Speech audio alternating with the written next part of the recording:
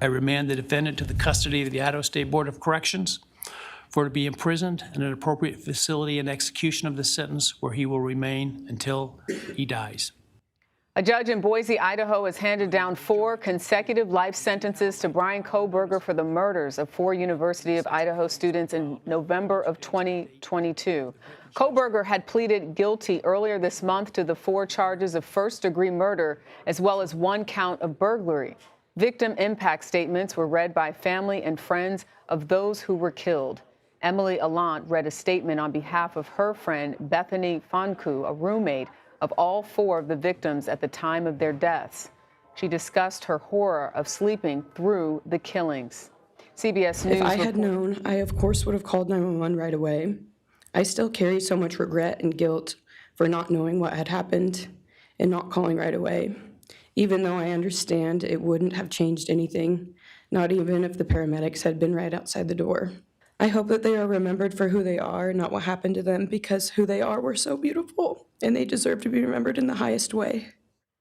CBS News reporter Andres Gutierrez is outside the courthouse in Boise. Been covering the story all day. Andres, what can you tell us about the reaction following that sentencing? Well, Jerika, the most visceral testimony during today's sentencing came from the family of Kaylee Gonzalez. Her father speaking to the press right after the hearing out here and said that he felt like this plea agreement had been very vocally opposed against it, described it as a shortcut. He wishes that this case would have gone to trial next month. It would have cleared up some conspiracy theories. Also pointed out this, that we had not heard previously, that apparently his daughter, Kaylee, was stabbed 30 times that night, November 13, 2022. And called Bryan Kohberger a coward, something that was said in the courtroom by not only him, but as well as the judge and some in the gallery as this was all underway. And then eventually law enforcement from Lathrop County went ahead and held a news conference as well. The Moscow Police Department said that they will be posting all the police reports for this investigation online later this afternoon, because if you may remember, they did place a gag order shortly after Kohberger was arrested to preserve the integrity of this case. Investigators do say that they believe that there was a reason as to why he chose 1122 King Road on that night, but they still do not know the why that everyone is trying to figure out. Right now, they also point out that there is no connection to that Papa Roger social media account, because in the aftermath, there were a lot of people who were essentially online sleuths, and there was this Facebook group that had been created, and there was one person who was essentially asking these questions that were very eerie to what someone like Kohberger could have possibly been asking. When asked about a second weapon, investigators say all the evidence shows that Kohberger did use a K-bar knife for the 4 murders.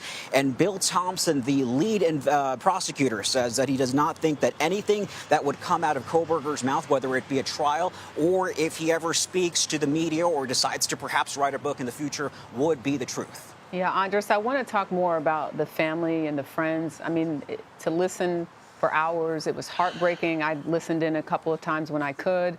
There were tears, there was anger, but that's something that struck me, and I just want to ask your thoughts in terms of what stood out, but was the mother who said this was really a spiritual warfare, and she quoted from the Bible and talked about how she had to make peace with the fact that her daughter will not be here anymore, but almost praying for Kohberger in a sense.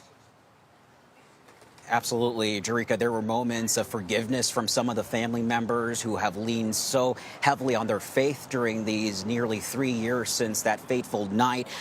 There was also the emotional testimony we heard from the surviving roommates. The first one, it was so much that she couldn't even read the statement herself. She had a best friend read it for her, Bethany, and her friend who read it was crying as she gave that testimony, told the judge that she had lost a sister, that she still beats herself up for not calling 911. So essentially survivor's guilt here. Right. And then you had Dylan Mortensen, who described the panic attacks that she still lives with through this day, the sleepless nights she still experiences, and the terror of being 19 years old at the time and now being afraid of the world at such a young age. And then you had the loved ones of the 4 victims, and you had the very, as I said, pointed out earlier, visceral testimony from Steve Gonzalez, the father of Kaylee, and he made it a point to direct the lectern in the direction of Bryan Kohberger so he can have eye contact with him. And this is what he told him.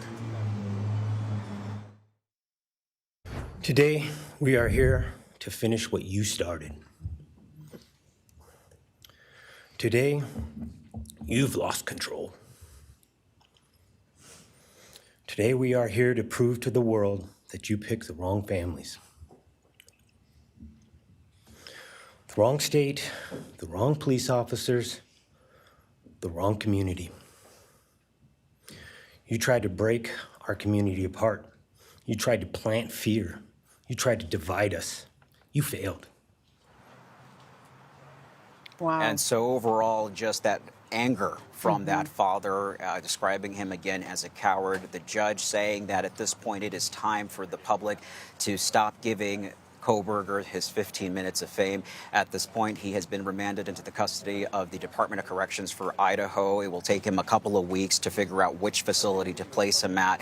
But because of the plea agreement, he has waived his right to any appeal, and he will not ever be eligible for parole. So this may be the last time we see or hear from Mr. Kohberger. He was stoic that entire time, showing no emotion whatsoever. Andres Gutierrez, I can't believe it's been nearly 3 years. It really feels like it was yesterday. Andres, thank you.